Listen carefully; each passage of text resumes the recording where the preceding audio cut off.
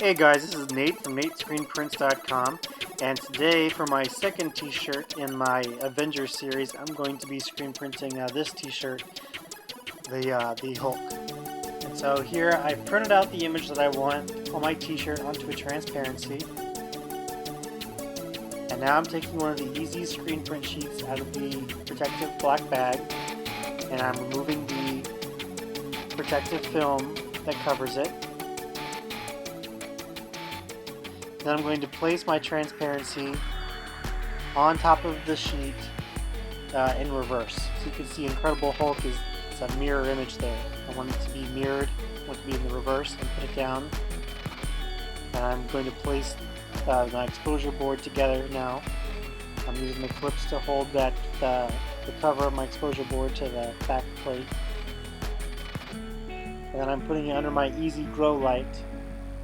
And I leave it there for about 10 minutes, and then I soak it in water for 30 minutes, and then I rinse it off a little bit just to get the excess emulsion off, but most of it came off when I soaked it in water. Alright, then I leave it dry, and then once it's dry I can attach it to my shirt. And I'm attaching it to my shirt with blue painter's tape, as usual.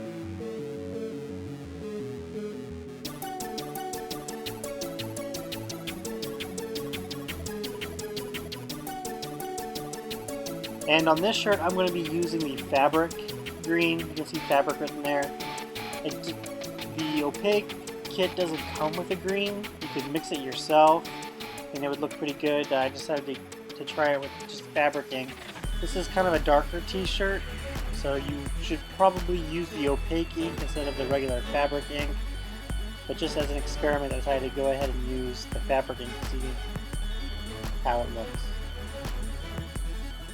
So I'm going over, I like to be careful and make sure I've covered every bit of it. I don't want to pull up my stencil and realize that there's an area I missed and all the detail isn't there.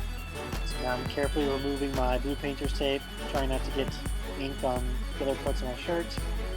And once I have all the tape off, I just lift off the screen and the image is left underneath it.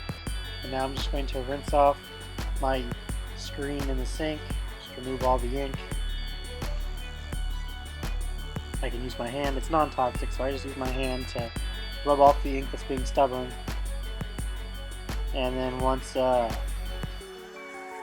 done that, now I'm just making some room here on my counter so that I can leave this dry.